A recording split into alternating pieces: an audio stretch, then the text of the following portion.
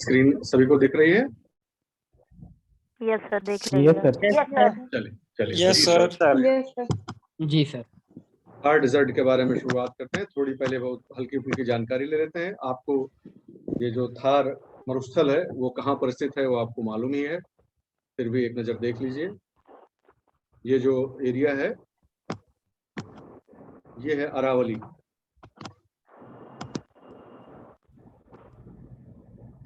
ये अरावली है।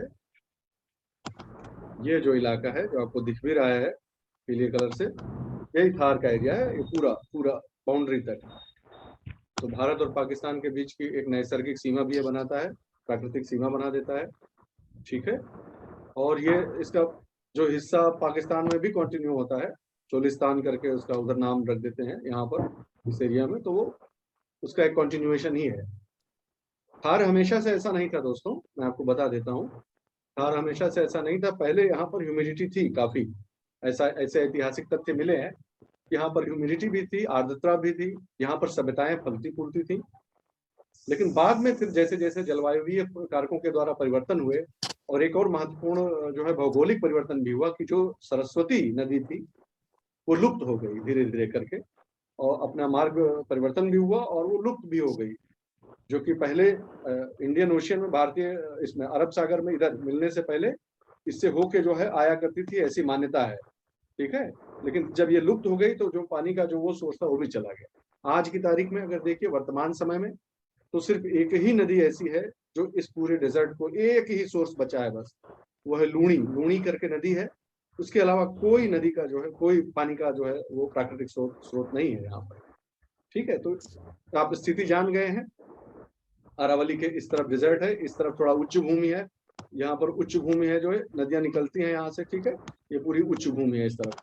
तो ये पठार है, ये प्लेन वाला इलाका है दरअसल। तो ये पूरा ही प्लेन है, इस तरह से देखिए, ये पूरा मैदान है। ठीक है। लेकिन यहाँ की जो परिस्थितियां हैं वो अलग होने के कारण यहाँ पर बालू या सैंड जिसे कहते हैं वो जमा हो जाने के कारण, प्रेसिपिटेट हो जाने के कारण जो है वो डिपॉजिट हो जाने के कारण ये धीरे धीरे करके रेगिस्तान बन गया। यहाँ वर्षा की मात्रा कम होती गई। एक कारण और भी है जो आप अपनी आंख से देख ही सकते हैं, आप सब जानते हैं बहुत ही अच्छे से कि बार बार मैं उदाहरण देता रहता हूँ कि साउथ वेस्ट जो मानसून है उसकी दिशा क्या होती है। उसकी दिशा के ही कारण साउथ वेस्ट इसका नाम ही इसीलिए पड़ा है। याद रखिएगा, हवा जिस तरफ से चलती है, जिस तरफ से आ रही होती है, वही उसका नाम रख दिया जाता है। आप जानते होंगे, गांव में रहने वाले हम लोग हैं, हम अच्छे से जानते हैं इस चीज को कि पुरवैया, पछियाओ, पछियाओ कहते हैं ना, जो पश्चिम से आ रहे होते हैं। तो इसलिए जिस तरफ से आ रही, तो साउथ और वेस्ट की तरफ से आता है मानसून नीचे से ऐसे, इसलिए इसको साउथ वेस्ट मानसून कहते हैं। तो जहाँ जो खड़ी पर्वत श्रृंखलाएं हैं, साउथ वेस्ट मानसून को का फायदा मिलता है किस तरह के, उसके रास्ते में अगर परपेंडिकुलर पर्वतमालाएं आ जाए तो उससे लड़ के वर्षा करती हैं, वो फायदा मिलता है। लेकिन अरावली जो है उसकी दिशा ऐसे है तो वो समानांतर दिशा में पड़ जाती है। तो जिस तरफ जा रही है साउथ वेस्ट मानसून के जो है हवाएं, उसी दिशा में वो भी है। तो वो एक अवरोधक के रूप में उतना जो है इफेक्टिव या उतना प्रभावी अवरोधक नहीं हो पाता है अरावली। इसलिए भी वर्षा जो है यहाँ पर, मानसून की भी वर्षा जो है वो अच्छे से, उसका भी लाभ जो है वो नहीं मिल पाता है यहाँ पर। ये बात भी आप लोग समझ गए होंगे। तो एक से अधिक कारण है, ऐतिहासिक कारण है और जलवायुवीय कारण है, जिसके कारण से ये जो पूरा इलाका है वो एक डेजर्ट के रूप में, एक मरुस्थल के रूप में। और अगर एकदम बहुत ही विशिष्ट वर्गीकरण करना चाहिए, करने पे आ जाइए अगर आप, तो जो वेस्टर्न पार्ट है, ये वाला वेस्टर्न वाला पार्ट, वो तो वाकई बहुत ही उष्ण और बहुत ही शुष्क है। तो वो सही मायने में इस वाले एरिया को मरुस्थली कहा जाता है। जो मरुस्थली शब्द इस्तेमाल होता है वो इस वाले इलाके के लिए आता है। ये वाला पार्ट थोड़ा उतना भीषण नहीं है, जाने रहिए बस आप लोग, ये वाला पार्ट उतना भीषण नहीं है। तो मरुस्थली जो है वो नॉर्थ वेस्टर्न जो एरिया है या वेस्टर्न जो पार्ट है थार डेजर्ट का, उसे मरुस्थली कहते हैं, मरुभूमि जो कहा जाता है। ठीक है। यहाँ तक भी समझ गए आप लोग, अरावली का समझ गए। अब इसी आधार पर अगर मैं कुछ प्रश्न आपसे पूछ लूं कि आपने बहुत सुना होगा, तो एक बात बताइए जरा, आप लोग वीडियो ऑन करिए, थोड़ा एक दो लोग वीडियो ऑन करिए। मैं एक चीज पूछता हूँ आपसे, ऐसे ही अचानक याद आ गया, बहुत पहले ये चीज पढ़ी थी लेकिन बता देते हैं। आप लोगों ने सुना होगा आप लोग जो बिजनेसमैन देखते हैं ना, बिजनेसमैन जिन्हें कहा जाता है, मैं जातिगत आधार पर नहीं पूछ रहा हूँ, काम के हिसाब से जिनको कहा जी जाता है, सर। तो आपने अक्सर सुना होगा कि मारवाड़ी, यस सर। मारवाड़ी, मारवाड़ी, जब हाँ देखिए वहाँ मारवाड़ी काफी वो मतलब जो है बिजनेस के लिए और जो है व्यवसाय के लिए काफी अच्छी अच्छी उनकी जो है वो पकड़ मानी जाती है। वो समझ काफी समय होती से, है। हाँ, कई जो है जनरेशन से, कई पीढ़ियों से वो व्यवसाय करते आए हैं। तो क्या कारण है कि पूरे देश विदेश में मारवाड़ी जो है, मारवाड़ तो यही इलाका है ना, घुंगमा के मारवाड़ वाला इलाका तो यही है ना। तो फिर क्या कारण है, पूरे देश में ही लोग फैला हुआ है, सब जगह पर, हर जगह आपको बिजनेसमैन मारवाड़ी मिल जाएंगे। एक थ्योरी ये भी है, बहुत कारण होते हैं, एक कारण से थोड़ा कोई चीज एक्सप्लेन होती है, लेकिन एक थ्योरी ये भी है कि अरावली के कारण ही ये सब हो रहा है। अरावली अरावली के पीछे का जो ये भाग है ना, यहाँ वर्षा होती नहीं है, ये पूरा रेगिस्तान है। तो यहाँ पर रहने वाले मारवाड़ के जो लोग हैं, उनके पास और करने को क्या बचा फिर बताइए, यहाँ पर अच्छी कृषि हो नहीं सकती है, इसीलिए वो फिर फैल गए। माइग्रेशन को देखिए कैसे प्रभावित करते हैं भौगोलिक कारण जो, और चारों तरफ फिर वो व्यवसाय करने लगे। एक, यह जरूरी नहीं कि यही एकमात्र संपूर्ण कारण हो, लेकिन यह भी एक महत्वपूर्ण कारण है। तो इस प्रकार के बहुत सारे उदाहरण आपको मिलेंगे, माइग्रेशन के बहुत एग्जाम्पल्स मिलेंगे। और इस समय माइग्रेशन पर बहुत सारे जो है कंट्रोवर्सीज, बहुत सारे विवाद भी चल रहे हैं। तो माइग्रेशन को भौगोलिक कारणों से जोड़कर देखने का प्रयास कीजिएगा। विशेष रूप से जो नॉर्थ ईस्टर्न हिस्सा है हमारा, हमारे देश का जो नॉर्थ ईस्टर्न हिस्सा है, जो उत्तर पूर्वी हिस्सा है, उस पर भी यही बात लागू हो रही है। माइग्रेशन के बहुत सारे केसेस, बहुत सारी स्टडीज हो रही हैं। और उसका सबसे ज्वलंत उदाहरण जो मैंने आपको बताया कि मारवाड़ के लोग आखिर क्यों है कि पूरे देश विदेश में सब जगह फैले हुए हैं, मारवाड़ी क्यों हर जगह है। इसी प्रकार से एक उदाहरण और देता हूं मैं आपको, भौगोलिक कारणों का महत्व।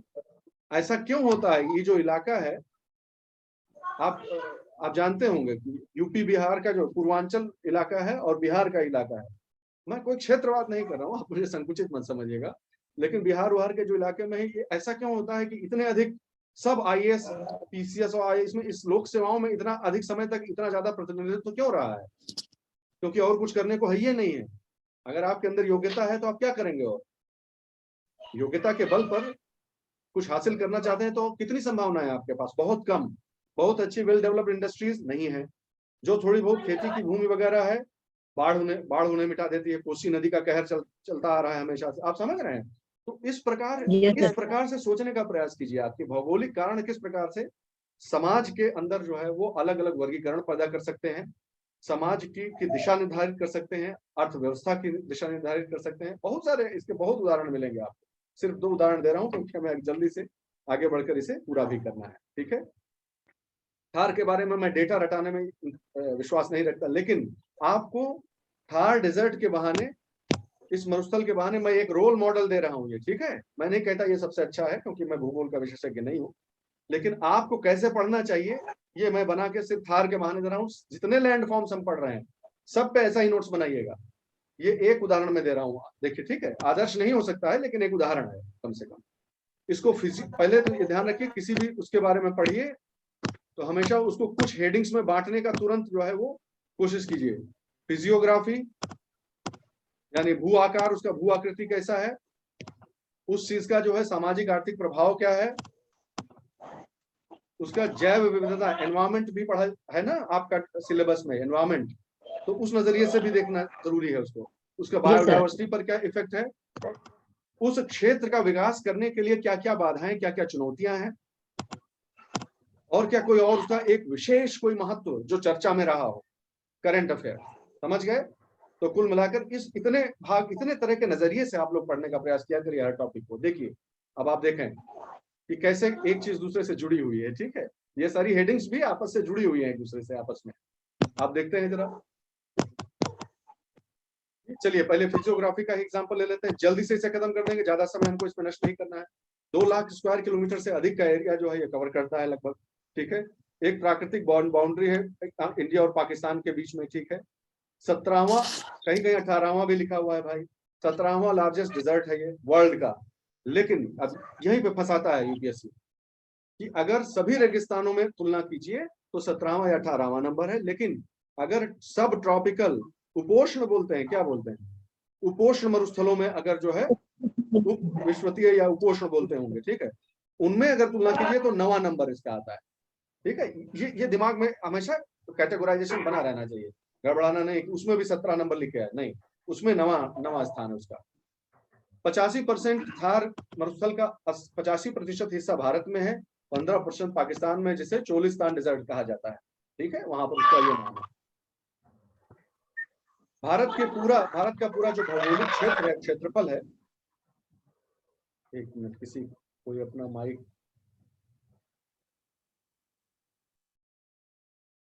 कोई बात नहीं, अभी पढ़ते हैं, थोड़ा सब लोग आपस में ध्यान रखिए भाई, किसी का माइक वगैरह ऐसे न खुला रखिए। ठीक है, तो अब ये देखिए 5-4.5% जैसा इंडिया का अगर पूरा एरिया ले लीजिए, उसका 4.5% जैसा डेजर्ट क्या है ना।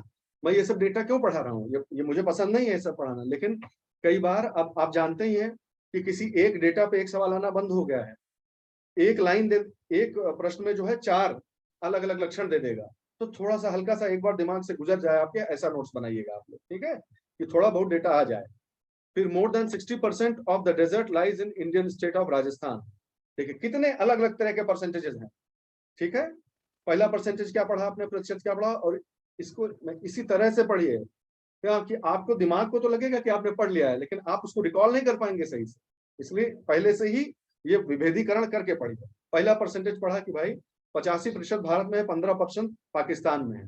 अब भारत में, ठीक है, अब भारत में जो 85% है उसका 60% राजस्थान में है, क्षेत्रफल के हिसाब से उसका 60% राजस्थान में है। तीसरा परसेंटेज, राजस्थान की 40% जनसंख्या इस इलाके में ही रहती है, तीसरा परसेंटेज। और चौथा परसेंटेज कि भारत के कुल क्षेत्रफल का, भारत भूमि के कुल क्षेत्रफल का 4.5% जैसा ये रेगिस्तान ही है।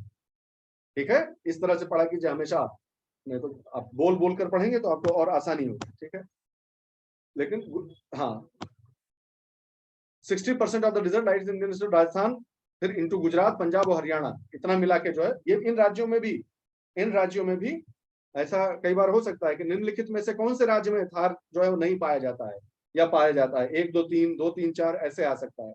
ठीक है, मरुस्थली के बारे में आपको बता ही चुके। यहाँ की सबसे बड़ी समस्या क्या है, बालू के जो पर्वत होते हैं, सैंड ड्यून्स जिन्हें कहते हैं, हवा के बनाए हुए, वो सारी हवा का स्कल्पचर है, वो हवा की चित्रकारी है, हवा का शिल्प है वो, तो वो शिफ्ट होते रहते हैं, शिफ्ट होते हैं वो। ठीक है, ऐसे ऐसे उड़ उड़ के जैसे केचुआ नहीं रेंगता है, समझ लीजिए वैसे वो शिफ्ट होते रहते हैं। और इस प्रकार अच्छे बसे बसाए गांवों को के ऊपर भी जो है वो रेगिस्तान बनता जाता है कई बार। ये एक बहुत बड़ी समस्या होती है, जो कि एक सब हेडिंग है, एक बड़ी हेडिंग का, जिसका नाम है लैंड डिग्रेडेशन। ठीक है, भूमि का अपक्षय या कुछ ऐसा होगा, उसका जो है नष्ट हो जाना। ठीक है, उसकी क्वालिटी में, गुणवत्ता में ह्रास हो जाना, भूमि नष्ट होती जाए और उस पर रेगिस्तान बनता जाए, मरुस्थल बनता जाए। याद है किसी को? इसी पर मरुस्थलीकरण कह लीजिए, डेजर्टिफिकेशन होता है वो। लैंड डिग्रेडेशन एक बहुत बड़ा टर्म है।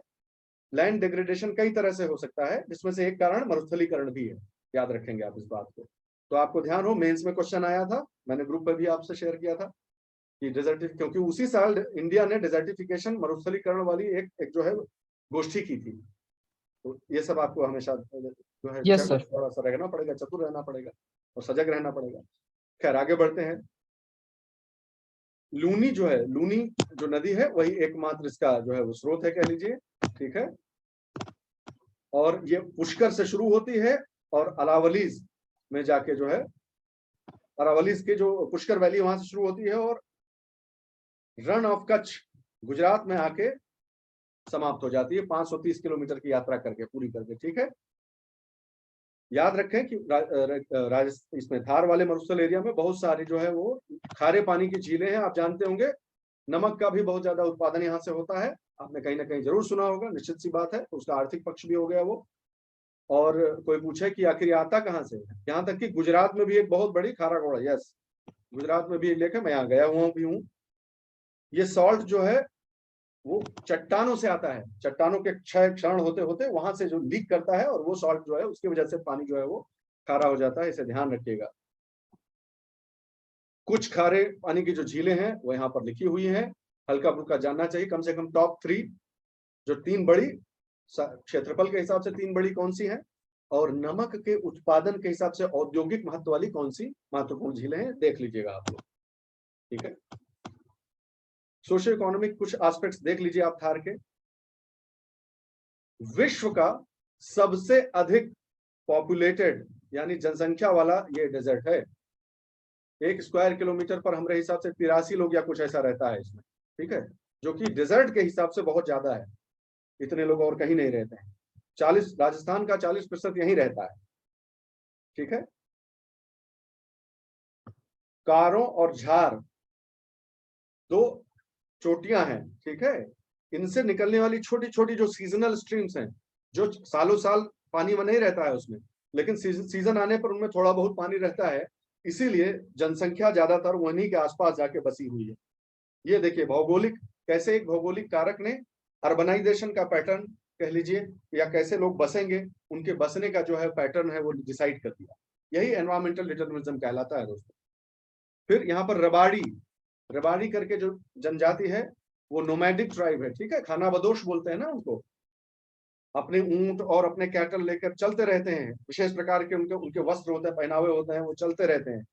ठीक है, अलग अलग जगह पर। अभी धीरे धीरे ये कम हो गया है, लेकिन वहां पर नोमैडिक ट्राइब है जिनको रेबाड़ी कहते हैं। ठीक है, भेड़ और ऊंट ये दो उनके मुख्य पशु होते हैं, पालते हैं वो। सिंचाई की समस्या और लैंड डिग्रेडेशन की समस्या से निपटने के लिए यहाँ पर राजस्थान कैनाल, राजस्थान नहर जो कि देश की सबसे बड़ी नहर है, वो परियोजना यहाँ पे लाई गई। ठीक है, जो कि 600-650 किलोमीटर जैसी है, सोचिए। ठीक है, हरिके बैराज, ब्यास सतलुज, जहां पर ब्यास और सतलुज मिलता है वहां से ठीक थोड़ा नीचे हरिके बैराज है, वहां से शुरुआत होती है। ठीक है, और गुंजनगढ़ गांव है जैसलमेर में, वहां जाके ये खत्म होती है। अगर मुझे ठीक से याद आ रहा है तो इसका राजस्थान नहर एक्चुअली नाम था। माननीय श्रीमती इंदिरा गांधी जी की जब हत्या हो गई तो उनके सम्मान में फिर 2 नवंबर को शायद इसका नाम जो है वो इंदिरा गांधी नहर रख दिया गया।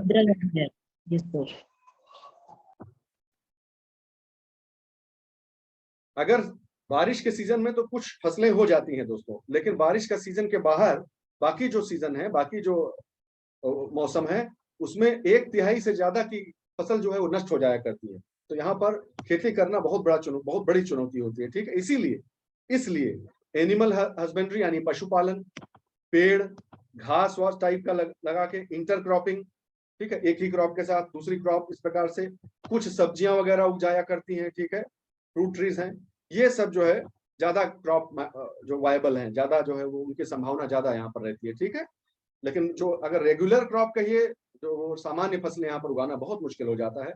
जो उग पाता है थोड़ा बहुत वो खरीफ में हो पाता है। ठीक है, खरीफ सीजन में थोड़ा बहुत फसलें हो जाती हैं, रबी की फसलों में बहुत दिक्कत होती है। धीरे धीरे सिंचाई की व्यवस्था जब बढ़ती जाएगी तो रबी की फसलें भी यहाँ पर कुछ कुछ होने लगी। ठीक है, बेर केर सांगरी याद रखिएगा, ये कुछ महत्वपूर्ण वृक्ष पौधे हैं जो है वहाँ के सर्वाइवल के लिए बहुत जरूरी है, वहाँ जो लोग रहते हैं।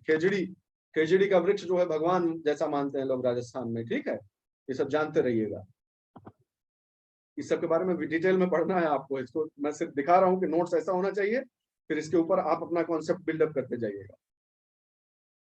स्ट्रेंज बात अब एक आ रही है, अच्छा आपको चौंका देने वाली, अफीम की भी खेती यहाँ पर, कंजम्पशन और प्रोडक्शन दोनों, खपत और उत्पादन दोनों अफीम का भी इनके कुछ क्षेत्रों में होता है, जो जनरली हमारे दिमाग से निकल जाता है। ठीक है, यह भी जाने रहिए कि विश्व में भेड़ के ऊन से बनाए जाने वाली जो कारपेट है, कालीन है। ठीक है, तो मिर्जापुर तो देखबे किए होंगे, मिर्जापुर में का भदोही का और इस सब का एरिया का कालीन मशहूर है। यहाँ की भेड़ों से बना हुआ जो कालीन है वो सबसे ज्यादा मशहूर है। ऊन से बना हुआ कालीन यहाँ का सबसे ज्यादा मशहूर है। ठीक है, चोकला ब्रीड जो है, भेड़ की एक ब्रीड होती है चोकला ब्रीड, वो सबसे उत्तम यहाँ पर मानी जाती है, जाने रहिएगा। अब पूरा समय नहीं था ना भाई, उतना नहीं कर सकते, तो यहाँ की इंडस्ट्रीज, यहाँ का माइनिंग सेक्टर, यहाँ का इको टूरिज्म, ये आप पढ़ लीजिएगा और ऐसे ही नोट्स बनाते जाइएगा। क्षेत्रवार पढ़िए, आपको बहुत आनंद आएगा, क्षेत्रवार पढ़ते जाइए, उससे गलती करने की संभावना कम रहेगी। बायोडाइवर्सिटी का एग्जाम्पल ले लीजिए, देखिए बायोडाइवर्सिटी का एक उदाहरण देख लेते हैं। यहाँ की ऐसे ही हर क्षेत्र की बायोडाइवर्सिटी आप पढ़िएगा जरूर। बायोडाइवर्सिटी में नेचुरल जो वेजिटेशन है वो नॉर्थ वेस्टर्न थॉर्न स्क्रब कहला, उत्तर पश्चिमी कटीले वन, ऐसा ही कुछ नाम होगा, ठीक है, कटीली झाड़ियों जैसे वन, उस प्रकार के वन यहाँ पर पाए जाते हैं। पानी है ये नहीं तो ग्रोथ कहाँ से होगा? पानी पानी जो आर्द्रता की जो उपलब्धता है उसी के आधार पर जो है पूरे वेजिटेशन का जो है ग्रोथ डिपेंड करता है, वृद्धि उसकी। तो पानी नहीं है तो बहुत ज्यादा ऊंचे वृक्ष और इस प्रकार की लग्जरियंट ग्रोथ नहीं हो पाती है, ठीक है। छोटे छोटे स्कैटर्ड छोटे छोटे पैचेस में होता है, जहाँ जो ये सब झाड़ियां होती हैं, झंखाड़ होते हैं। 3 महत्वपूर्ण यहाँ पर जो है जैव विविधता के हिसाब से 3 महत्वपूर्ण स्थल हैं यहाँ पे। एक डेजर्ट नेशनल पार्क राजस्थान का, ताल छापर करके एक सेंचुरी है, बहुत बड़ा ग्रास लैंड है दोस्तों, बहुत बड़ा ग्रास लैंड, घास का मैदान बहुत बड़ा, ठीक है। वहां पर खूब अच्छी जो है जैव विविधता पाई जाती है, बहुत अच्छा पिक्चरेस्क, देखने में भी बहुत सुंदर जगह है, फोटोग्राफी के लिए, वाइल्ड लाइफ फोटोग्राफी के लिए एक बहुत बड़ा वरदान माना जाता है। और उसको क्या बोलते हैं आप, काला हिरन क्या बोलते हैं, कड़ियार बोलते हैं यहाँ पर, ब्लैक बक जी। आप जो सलमान खान जी के ऊपर जो आप काला सांभर जानते होंगे ना, हाँ, काला हिरन या जो भी बोलते हो, हाँ, ब्लैक बक होता है, मैं दिखा दूंगा अभी आपको, ठीक है। तो वो भी इस इलाके में पाया जाता है।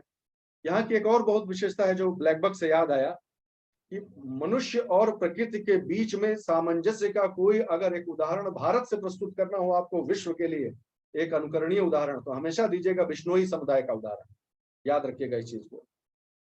मैं आपको यहाँ पर एक इंपॉर्टेंट चीज बता के, एक घटना बता के आगे बढ़ता हूँ। मेरा जूनियर है IRS ऑफिसर, बहुत ही भला इंसान, बहुत ही अच्छा ऑफिसर।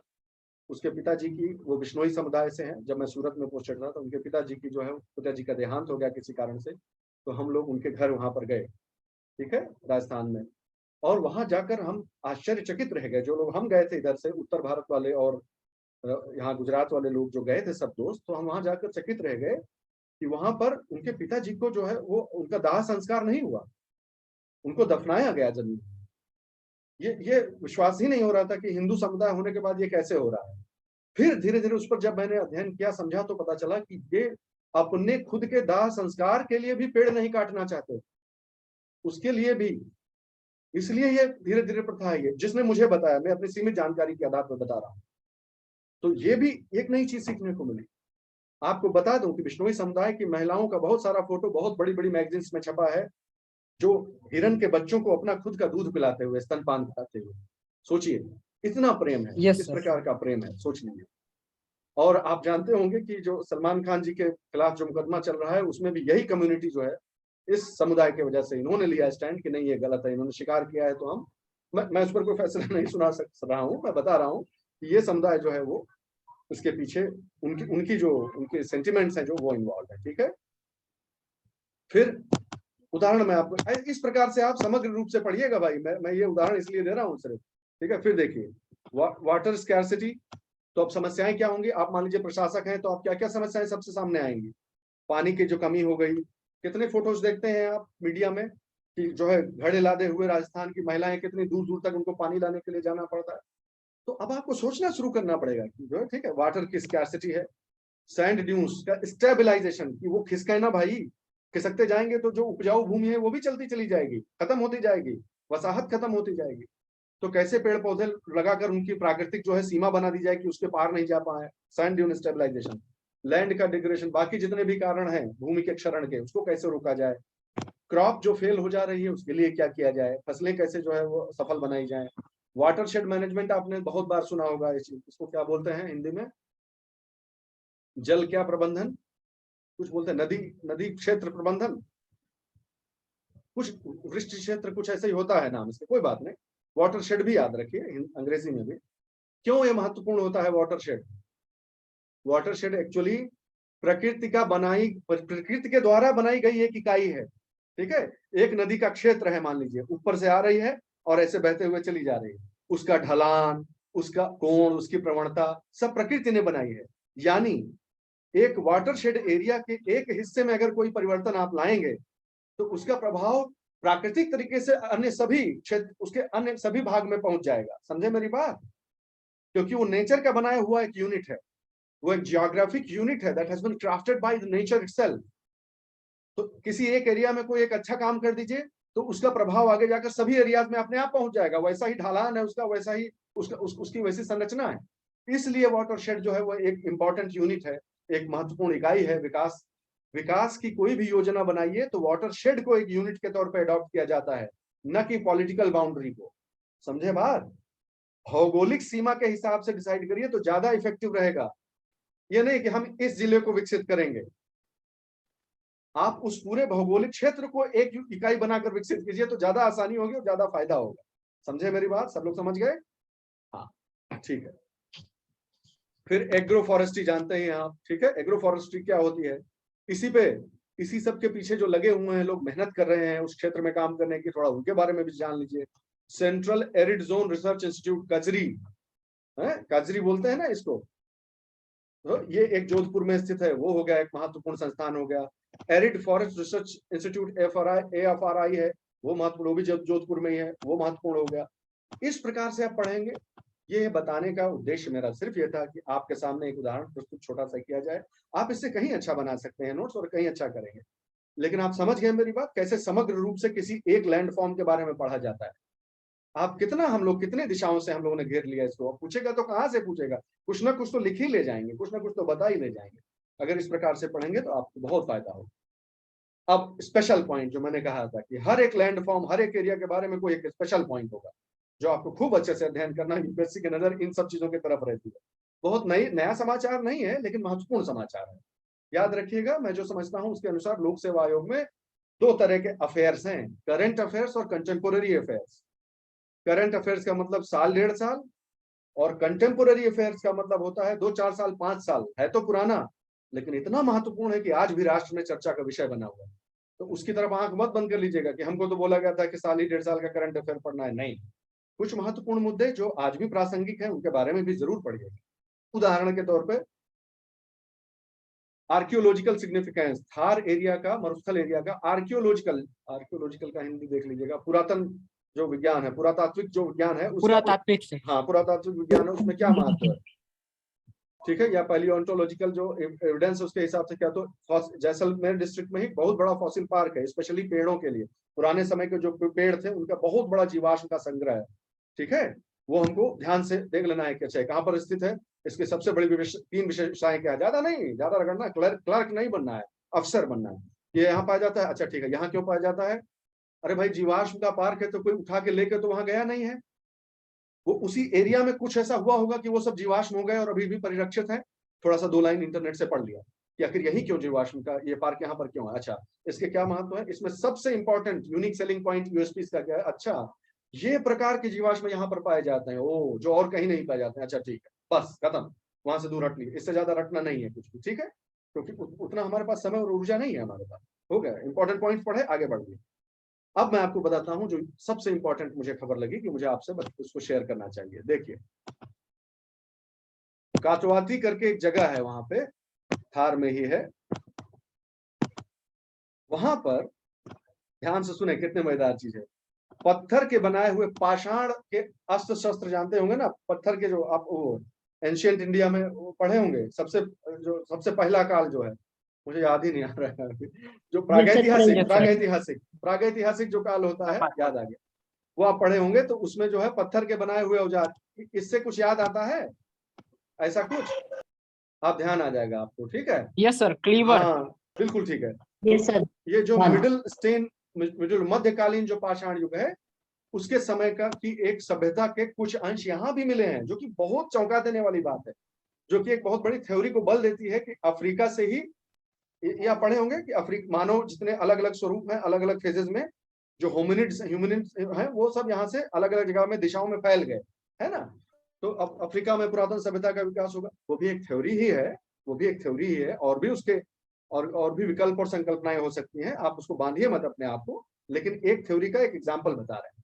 तो मध्यकालीन जो पाषाण युग है, उसमें एटेरियन कल्चर है, एटेरियन कल्चर इसलिए कहा जाता है क्योंकि उसकी पहली बार जिस साइट पे वो मिला था, जिस जगह पे मिला था, बीर एल एटर है अल्जीरिया में, वहां से खुदाई में वो उसके अवशेष मिले थे, इसलिए उसका नाम एटेरियन कल्चर कहा जाता है। तो वो जो मगरेब इलाका है, नॉर्थ वेस्ट अफ्रीका, अब दिखाई देता हूँ मैं, ये मगरेब इलाका कहलाता है। मगरेब पहले कहा करते थे, नॉर्थ वेस्ट अफ्रीका, अभी तो उसमें अलग अलग सब देश बन गए, है ना। तो यहां से जो चीज मिली थी उसका लिंक बताइए। इंडिया तो ये है, देख रहे हैं ना इंडिया, भारत दिख रहा है ना?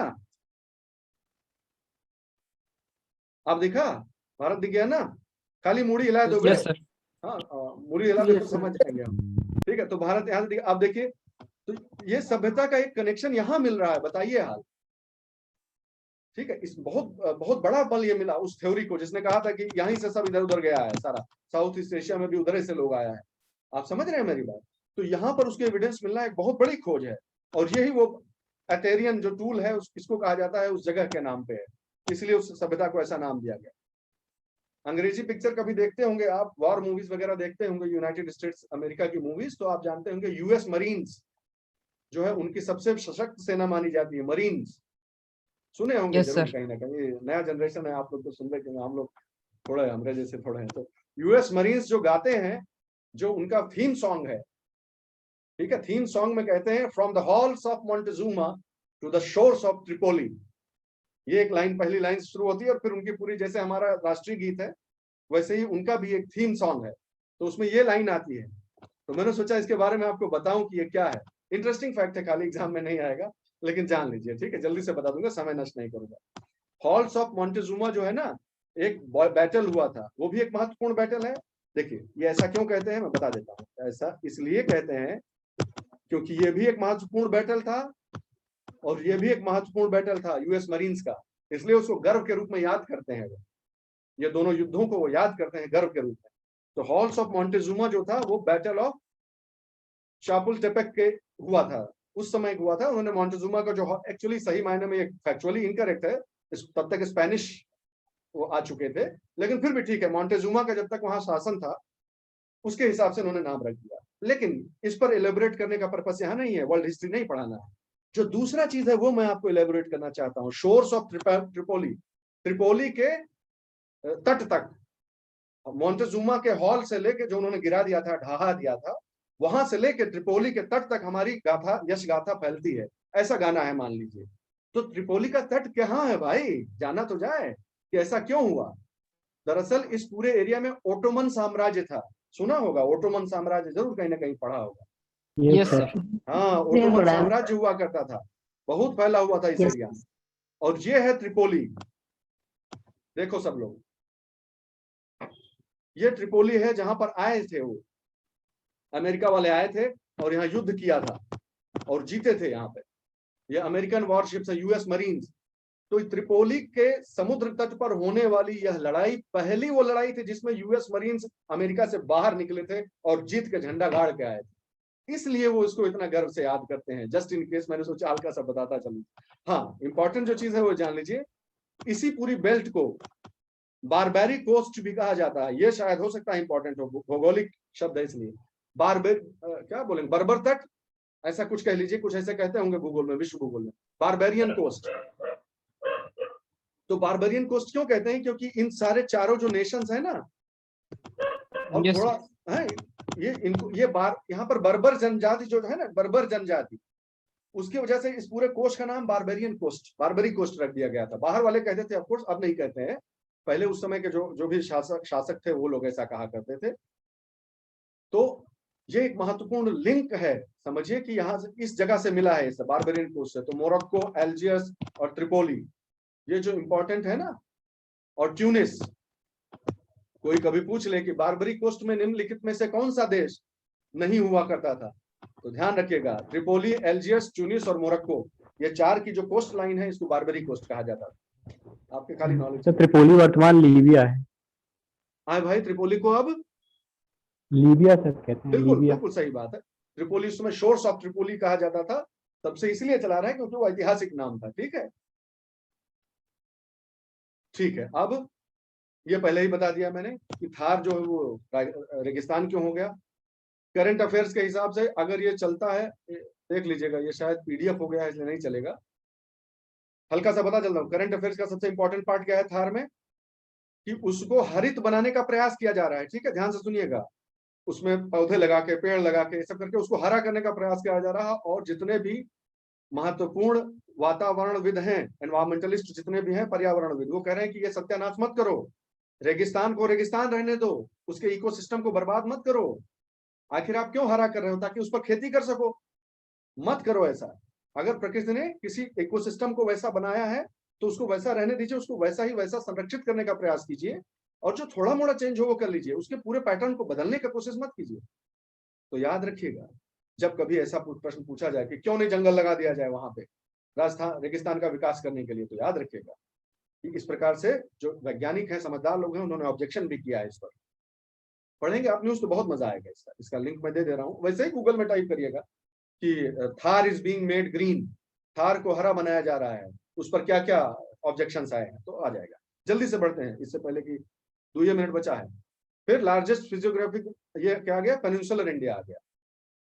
ये कल करते हैं दोस्त, हैं एक उदाहरण पूरा हो गया, नहीं बहुत लंबा खिंच जाएगा क्लास, ये कल करते हैं।